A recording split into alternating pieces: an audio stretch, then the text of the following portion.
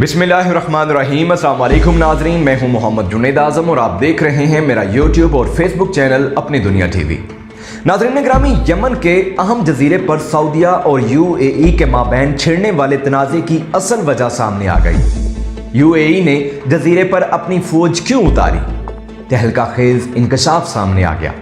जबकि जद्दा में Aramco oil refinery पर हूसी बागियों का रॉकेटों से हमले में जद्दा एयरपोर्ट बड़ी तबाही से बच गया। नाज़रीन, मुस्लिम उम्मा को बांटते बांटते यूएई और सऊदीया आपस में ही उलझ पड़े।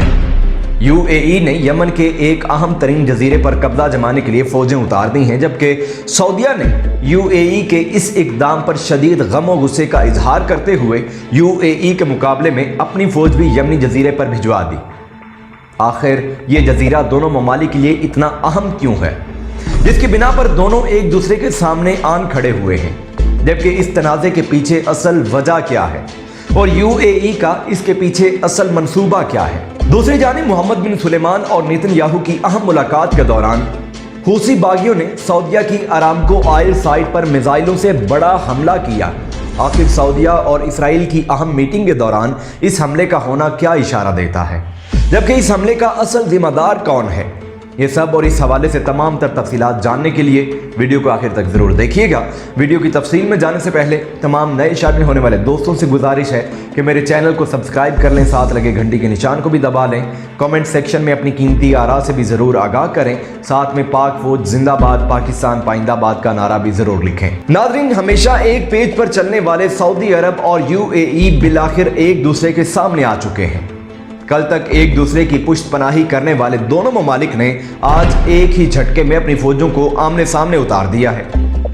एक खबर के मुताबिक दोस्तों, यमन के एक साहली इलाके जो कि स्कूटरा के नाम से जाना जाता है, वहां एसटीसी नामी फोर्स ने कंट्रोल संभाल लिया है। खबरतीन हज़रात, ज़राए के मुताबिक इस सिदरन ट्रांसैक्शनल कौंसिल को यूएई की मुकम्मल हिमायत हासिल है और ये कौंसिल यूएई के मोहम्मद बिन ज़ैद के इशारों पर चलती है।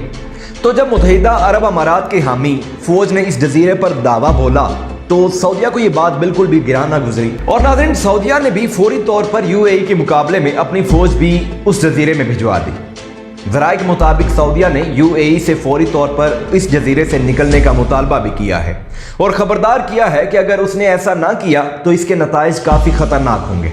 लेकिन यहाँ सवाल ये उठता है कि आखिर यूएई का इस जजीरे पर अपनी फौज उतारने के पीछे असल मकसद क्या है और यूएई आखिर क्या मंसूबा बंदी करता फिर रहा है?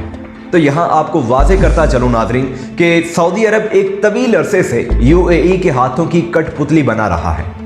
सऊदी अरब हमेशा यूएई के इशारों पर नाचता रहा है। यही वजह है कि आज सऊदीया मगरबी ममालिक समेत मुस्लिम ममालिक के दरमियान अपनी वक़्त खो चुका है। नाज़रीन, अगर यहाँ पर यह बात की जाए कि आखिर किस तरह यूएई ने सऊदीया को अपने इशारों पर नचाया, तो उसकी सबसे बड़ी और पहली मिसाल है यमन की जंग। सऊदी अरब का यमन की जंग से दूर दूर तक कोई लेना देना नहीं था। जी हाँ, लेकिन ये यूएई की वजह से हुआ जिसने सऊदीया को इस जंग में कूदने का मशवरा दिया।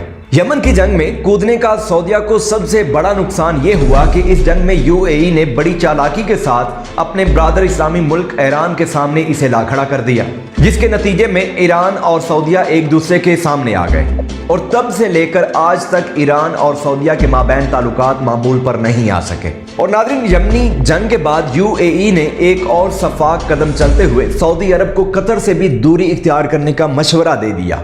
सऊदीया ने आंखें बंद करते हुए यूएई के इस मशवरे को भी तस्लीम कर लिया और कतर से हर तरह की सिफारती और तजारती ताल्लुकात मुकम्मल तौर पर ख़त्म कर दिए।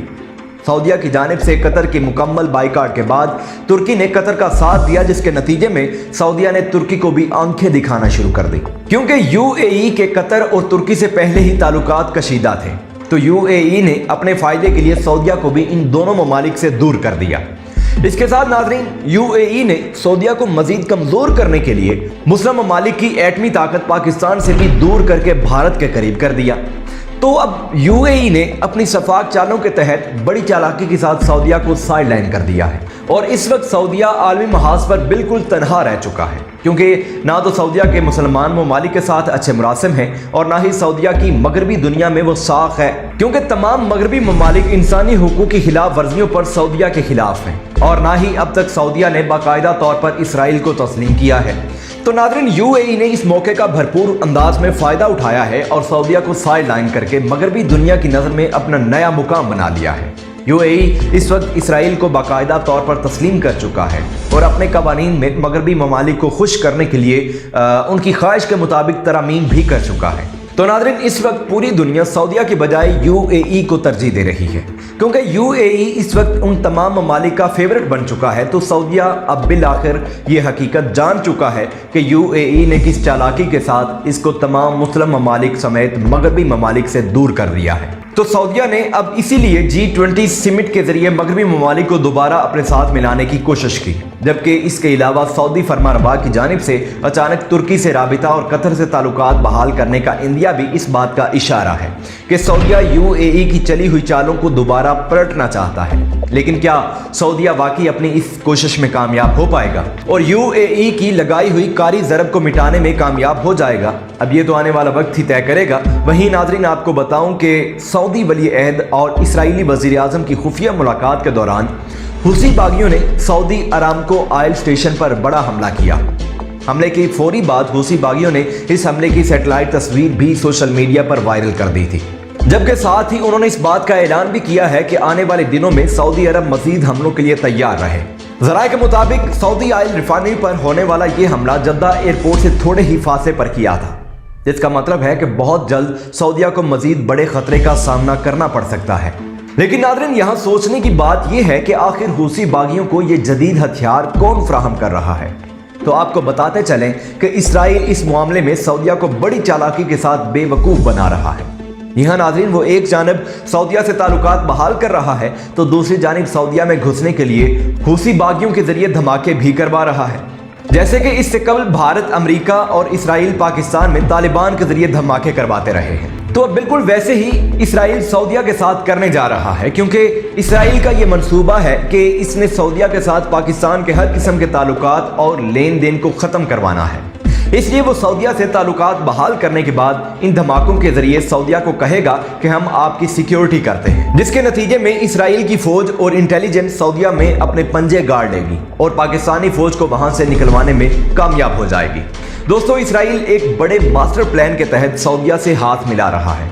तो अब ये वक्त है कि पाकिस्तान सऊदीया जैसे मतलबी दोस्त को अलविदा कहे, क्योंकि इस वक्त तमाम अरब ममालिक इसराइल के हाथ में हैं और यही वो चाहता है कि अब बचे कुचे मुस्लिम ममालिक भी इसकी हथेली की मैल बन जाएं। तो अब पाकिस्तान को आगे बढ़ के कदम उठाना होगा और अपने तहफ़्फ़ुज़ और साख को कायम रखने के लिए दीगर मुस्लिम ममालिक के साथ एक ऐसा ब्लॉक बनाना होगा जो कि वाकई मुस्लिम ममालिक की हकीकी नुमाइंदगी कर सके और इस ब्लॉक के जरिए तमाम इसराइल समेत तमाम बैरूनी और शैतानी कुव्वतों का मुकाबला किया जा सके। लेकिन क्या वाकई पाकिस्तान ऐसा कदम उठाने के हवाले से सोचेगा?